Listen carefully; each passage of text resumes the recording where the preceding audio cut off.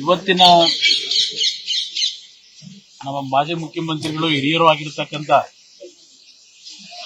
ಸನ್ಮಾನ್ಯ ಯಡಿಯೂರಪ್ಪನವರ ಮನೆಯಲ್ಲಿ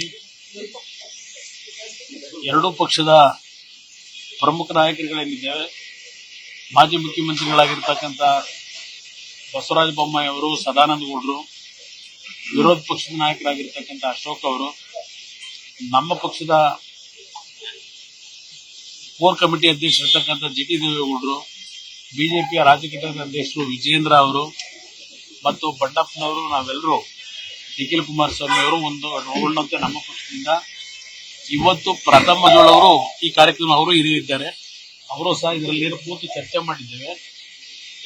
ಮುಂದೆ ಬರ್ತಕ್ಕಂಥ ವಿಧಾನ ಪರಿಷತ್ತಿನ ಚುನಾವಣೆಗಳು ಮತ್ತು ಈಗ ಏನು 2 ವರ್ಷದ ಅವಧಿಗೆ ವಿಧಾನ ಪರಿಷತ್ತಿಗೆ ಬೆಂಗಳೂರು ಶಿಕ್ಷಕರ ಕ್ಷೇತ್ರದ ಒಂದು ಬೈ ಎಲೆಕ್ಷನ್ ಇದೆ.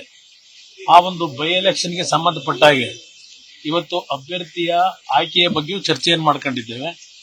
ಬಿಜೆಪಿಯ ಹೈಕಮಾಂಡ್ಗೆ ಇವತ್ತಿನ ಸಭೆಯ ಉದ್ದೇಶಗಳನ್ನ ಸಂಪೂರ್ಣ ಮಾಹಿತಿಯನ್ನು ಕೊಟ್ಟು ಹೈಕಮಾಂಡ್ನ ಅನುಮತಿಯೊಂದಿಗೆ ಮುಂದಿನ ದಿನಗಳಲ್ಲಿ ಇದು ಒಂದು ಪ್ರಾರಂಭಿಕ ಹಂತದಲ್ಲಿ ಈ ಒಂದು ಉಪಚುನಾವಣೆ ಏನಿದೆ ಇಲ್ಲಿಂದಲೇ ಒಂದು ಸಂದೇಶ ಮುಂದಿನ ವಿಧಾನ ಪರಿಷತ್ತಿನ ಸ್ಥಳೀಯ ಸಂಸ್ಥೆಗಳ ಚುನಾವಣೆ ಇರಬಹುದು, ಅದ್ರ ಜೊತೆಗೆ ಲೋಕಸಭೆಗೆ 28 ಕ್ಷೇತ್ರದಲ್ಲೂ ಎರಡೂ ಪಕ್ಷಗಳ ಅಭ್ಯರ್ಥಿಗಳು ಗೆಲ್ತಕ್ಕಂಥ ನಿಟ್ಟಿನಲ್ಲಿ ಇವತ್ತು ನರೇಂದ್ರ ಮೋದಿ ಅವರ ಕೈ ಬಲಪಡಿಸತಕ್ಕಂಥ ನಿಟ್ಟಿನಲ್ಲಿ ದೇಶದ ಒಂದು ಅಭಿವೃದ್ಧಿಗೆ ಎಲ್ಲರೂ ಒಟ್ಟಾಗಿ ಯಾವ ರೀತಿ ಹೋಗಬೇಕು ಅನ್ನೋದ್ರ ಬಗ್ಗೆ ಚರ್ಚೆ ಮಾಡಿದ್ದೇವೆ.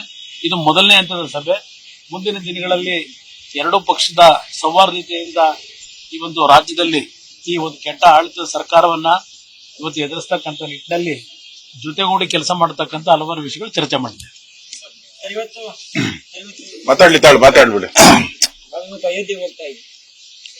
ಅಯೋಧ್ಯೆಗೆ ಅಲ್ಲಿಯ ರಾಮ ಟ್ರಸ್ಟ್ನ ವತಿಯಿಂದ ಏನೋ ಒಂದು ಆಹ್ವಾನ ಇದೆ. ನಾಳೆ ದಿನ ಏನೋ ಒಂದು ಪ್ರಾಣ ಪ್ರತಿಷ್ಠಾಪನಾ ಕಾರ್ಯಕ್ರಮ ಇದೆ, ರಾಮನ ಪ್ರಾಣ ಪ್ರತಿಷ್ಠಾಪನೆಯ ಕಾರ್ಯಕ್ರಮ. ಅದರಲ್ಲಿ ಭಾಗವಹಿಸ್ತಾ ಇದ್ದೇವೆ. ಭಾಗವಹಿಸಿ ದೇವರ ದರ್ಶನವನ್ನು ಪಡೆದು ಬರ್ತೇವೆ. ಇವತ್ತು ನಾಡಿನ ಜನತೆಯಲ್ಲಿ ಆ ಭಾವನೆ ಇದೆ. ಇಲ್ಲಿ ಪಕ್ಷಗಳು ಮುಖ್ಯ ಅಲ್ಲ. ನಾನು ಸರ್ಕಾರಕ್ಕೆ ಈಗಲೂ ಮನವಿ ಮಾಡತಕ್ಕಂಥದ್ದು, ನಾಡಿನ ಜನತೆ ಅತ್ಯಂತ ಸಂಭ್ರಮದಿಂದ ಈ ಕಾರ್ಯಕ್ರಮದಲ್ಲಿ ಭಾಗವಹಿಸತಕ್ಕಂಥದ್ದು ನಾವೇನು ಕಾಣ್ತಾ ಇದ್ದೇವೆ. ಇವತ್ತು ಕೇಂದ್ರ ಸರ್ಕಾರದ ವತಿಯಿಂದಲೂ ಏನೋ ಮಧ್ಯಾಹ್ನದವರೆಗೆ ರಜಾ ಘೋಷಣೆ ಏನಾಗಿದೆ, ಹಲವಾರು ರಾಜ್ಯಗಳಲ್ಲೂ ಘೋಷಣೆ ಆಗಿರ್ತಕ್ಕಂಥದ್ದು ಏನಿದೆ.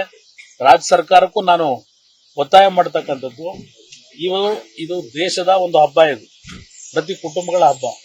ಇದಕ್ಕೆ ಒಂದು ಪ್ರತಿಯೊಂದು ಕುಟುಂಬಗಳು ಭಾಗಿಗಳಾಗಿ ಆ ಒಂದು ನಾಳೆಯ ಒಂದು ಅತ್ಯುತ್ತಮವಾದಂತಹ ಧಾರ್ಮಿಕ ಕಾರ್ಯಕ್ರಮವನ್ನ ಖುದ್ದು ನೋಡ್ತಕ್ಕಂಥದಕ್ಕೆ ಅವಕಾಶ ಕೊಡೋದು, ರಜಾ ಕೊಡೋದ್ರ ಮುಖಾಂತರ ಒಳ್ಳೇದು ಅನ್ನೋದು ನನ್ನ ಅಭಿಪ್ರಾಯ. ನ್ಯೂಸ್ ಫಸ್ಟ್, ನಿರ್ಭೀತಿಯಿಂದ ನಿಮ್ಮ ಪರವಾಗಿ.